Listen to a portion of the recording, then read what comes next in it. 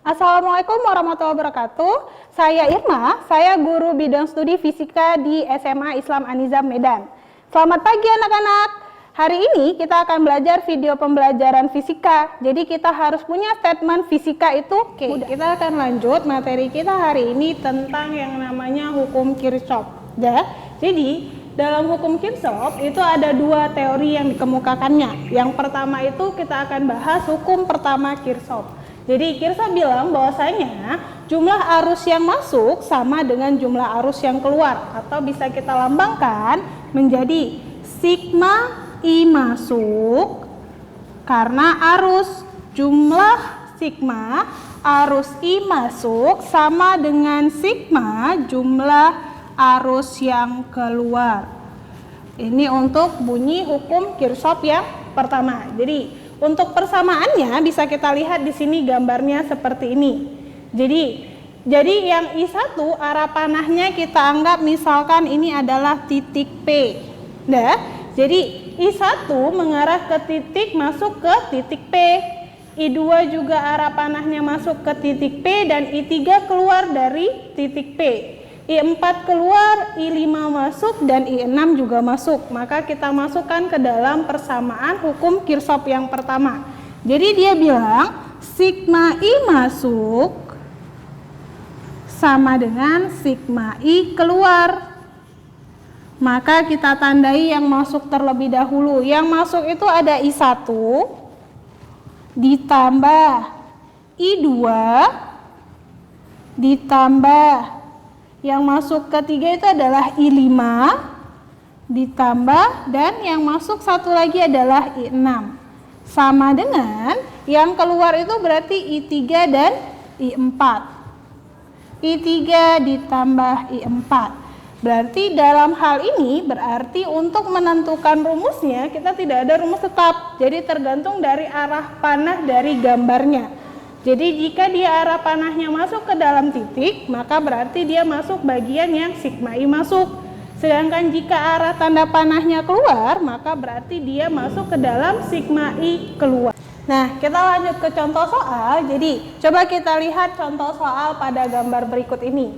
Jadi di sini diketahui ada arus yang masuk dan ada arus yang keluar.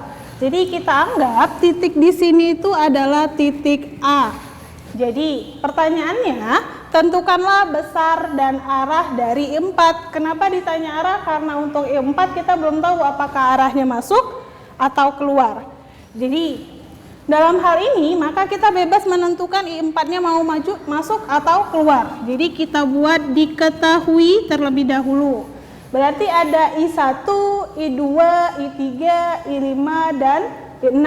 Maka diketahui I1 katanya 2 ampere, I2 itu ada 3 ampere, I3 itu ada 4 ampere, I5 ada 5 ampere, dan I6 itu katanya 7 ampere.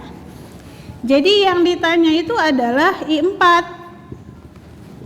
Maka kita jawab, kita misalkan I4-nya itu menuju ke arah keluar. Kita misalkan dia keluar. Jadi kalau misalkan nanti hasil I4 itu adalah negatif, berarti I4-nya arahnya harus masuk. Tapi jika nanti hasil kita I4-nya bernilai positif, maka berarti memang dia mengarah ke luar. Kita mulai. Sigma I masuk sama dengan sigma I keluar. Maka yang masuk itu ada I1 ditambah I2 ditambah I3 sama ditambah yang terakhir I6 sama dengan yang keluar I5, dan kita misalkan I4 keluar, maka berarti I5 ditambah I4. Kita masukkan nilainya. I1 katanya 2 ampere ditambah I2 3 ditambah I3 4, I6 7 sama dengan I5 nya 5 ditambah I4. Kita jumlahkan. 2 tambah 3, 5, tambah 4, 9, tambah 7, 16. Maka 16 sama dengan 5 tambah I4. Maka berarti I4, kita buat di sebelah sini, I4 sama dengan berarti ini, 16 dikurang 5 sama dengan 11 ampere. Maka berarti jawabannya benar ya, berarti I4 nilainya 11 ampere dan dia menuju ke arah luar dari titik. Oke, kita lanjut ke hukum 2 Kirchhoff. Oke, jadi dalam hukum 2 Kirchhoff ini, jadi dia mengemukakan ada dua unsur rangkaian nanti. Jadi bakal kita jelasin di sini. Jadi bunyi hukum kedua Kirchhoff itu adalah di dalam suatu rangkaian listrik tertutup, jumlah GGL atau gaya gerak listrik dengan beda potensial sama dengan 0. Jadi dalam bunyinya tadi dapat kita rumuskan jumlah berarti sigma. Sigma GGL, sigma E ditambah dengan sigma V beda potensial itu katanya sama dengan 0. Berarti dalam rangkaiannya, jadi dalam hal bunyi hukum kedua Kirchhoff ini dia bilang gini, dalam suatu rangkaian listrik tertutup, contohnya seperti ini tadi, jadi dia tertutup rangkaiannya. Jumlah GGL, gaya gerak listrik itu adalah E, ditambah dengan beda potensial itu berarti V sama dengan 0. Jadi contohnya, pada loop pertama kita ambil rangkaian yang pertama satu loop, nanti kita akan bahas tentang dua loop. Yang kita bahas hari ini untuk satu loop. Jadi contoh gambarnya seperti ini ya. Jadi ada yang namanya resistor, ini resistor, sedangkan inilah yang disebut dengan E, GGL-nya. Jadi dalam GGL ini yang mana kutub positif dan mana kutub negatif, yang garisnya panjang ini disebut kutub positif, dan yang garisnya pendek disebut kutub negatif. Jadi cara penyelesaian persamaan rumusnya untuk yang satu loop, kita anggap arah listriknya bergerak ke arah kanan atau searah dari jarum jam ke arah kanan ya. Jadi artinya dia bergerak dari sini menuju kemari hingga akhirnya kembali lagi ke sini. Kita anggap titik di sini adalah titik A, di sini titik B, ini titik C, dan ini titik D.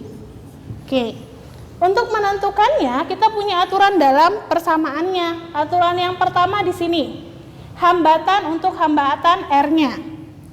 Jadi jika dia searah, jadi jika yang ketemu I-nya di sini searah, maka berarti nilai I-nya adalah positif. Dan jika dia arahnya berlawanan arah jarum jam, kalau kita buat maka berarti I-nya bernilai negatif. Karena kita buat arahnya dia menuju searah jarum jam, maka nilai I-nya semua positif. Oke, untuk syarat dari aturan GGL-nya atau E-nya di sini. Jika nanti saat dia bergerak arus ketemu dengan kutub positif, maka nilai E-nya menjadi positif. Tapi saat dia bergerak menuju ketemu dengan kutub yang lebih kecil atau garis yang kecil, kutub negatif dulu, maka nilai E-nya menjadi negatif. Oke, kita mulai persamaannya. Katanya di sini sigma E ditambah sigma V sama dengan 0. Oke, berarti sigma E-nya kita anggap ini E1, E2, dan E3. Kita mulai dari E-nya. Untuk E1 berarti gerak arahnya dari sini. Berarti yang ketemu adalah positif, maka E1 bernilai positif. Kemudian bergerak lagi jalan menuju ke E2, yang ketemu duluan adalah garis kecil atau negatif, maka berarti jadinya E2 bernilai negatif, berarti min E2. Kemudian bergerak kembali ketemu dengan E3, yang duluan ketemu adalah kutub positifnya atau garis yang panjang, maka nilai E3-nya bernilai positif. Ditambah, ingat rumus V itu adalah I kali R. Karena bentuk rangkaiannya seperti ini, maka berarti rangkaiannya berbentuk seri. Karena seri, ingat dalam rangkaian seri arus itu nilainya semua sama. Maka I untuk yang di sini kita anggap R1, R2 dan R3. Jadi I di R1 sama dengan I di R2 dan I di R3. Maka berarti kita masukkan I1 atau I dikali, ini searah ya, semuanya searah, maka I dikali R1 ditambah I kali R2 tambah I kali R3 sama dengan 0. Maka kita masukkan E1 dikurang E2 ditambah E3, karena I-nya semua sama kita satukan. I dikali R1 tambah R2 tambah R3 sama dengan 0. Oke, kalau misalkan yang kita tanya itu adalah arusnya, maka berarti ini kita pindahkan semua ke sebelah sini. Maka jadinya I dikali R1 tambah R2 tambah R3 sama dengan, yang min di sini adalah E2, maka E2 yang duluan kita tulis karena nilainya positif. E2 positif pindah jadi min, E1 dikurang E3. Maka dapatlah kita persamaan rumus I sama dengan E2 dikurang E1 dikurang E3 per R1 tambah R2 tambah R3. Oke. Ini dia untuk persamaan I-nya. Oke, kita lanjut contoh soalnya ya. Jadi contoh soal di sini kalian bisa perhatikan gambar seperti berikut ini ya. Jadi kalau misalkan kita anggap di sini adalah titik A, di sini titik B, di sini titik C, dan di sini titik D-nya. Oke. Jadi yang di dalam soal perhatikan gambar berikut ini. Oke, kemudian tentukan A kuat arus yang mengalir pada rangkaian dan yang B adalah tegangan antara AB. Oke, kita mulai. Berarti dalam soal ini kita buat dulu diketahuinya. Maka berarti di sini diketahui ada R1, R2 dan R3. R1-nya itu adalah 15 ohm, R2-nya itu 5 ohm, dan R3-nya itu adalah 10 ohm. Oke. Kemudian E-nya itu ada 3 juga, E1, 2 dan 3. E1-nya itu 4 volt, E2-nya itu 2 volt, dan E3-nya itu adalah 4 volt. Oke, yang ditanya untuk yang A itu adalah kuat arusnya, berarti I. Dan yang B itu adalah VAB-nya. Oke, kita jawab ke Oke, kita lanjut. Jadi kalau tadi kan kita searah jarum jam, ini kita misalkan dia berlawanan arah jarum jam.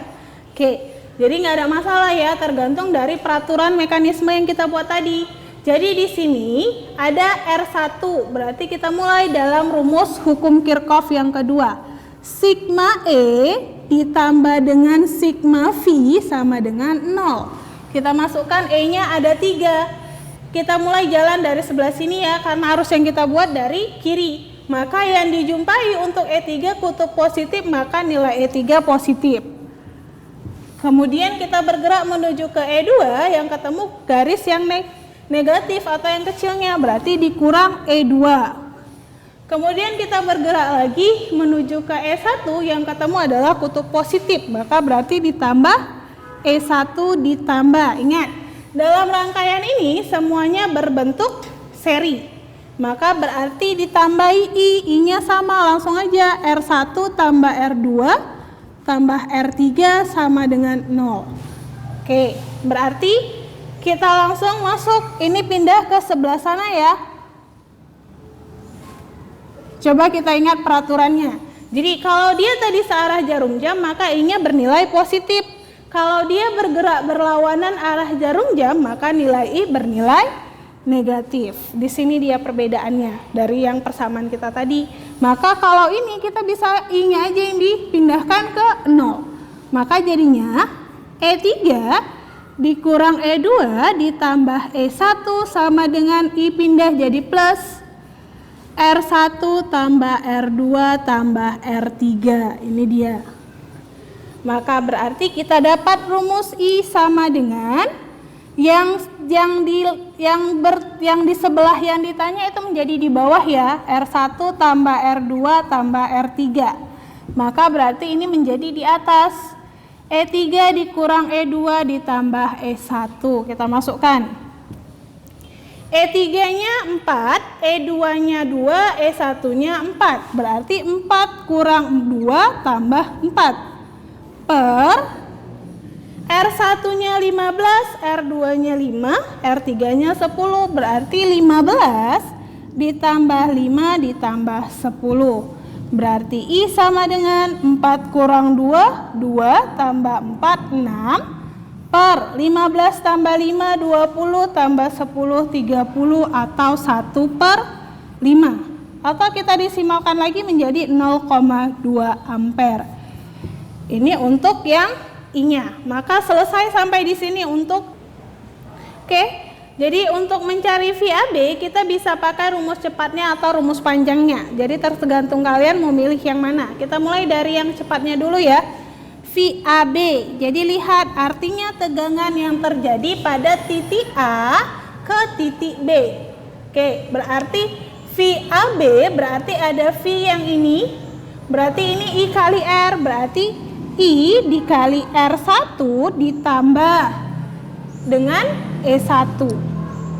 Ingat, karena kalau dia bergerak dari A ke B, berarti arusnya yang ketemu adalah garis yang kecil, maka berarti E-nya menjadi kurang E1, maka berarti I-nya 0,2 dikali R1-nya 15 dikurang E1-nya tadi adalah 4, maka berarti menjadi 0,2 dikali 15 itu adalah 3, 3 dikurang 4 sama dengan min 1 volt.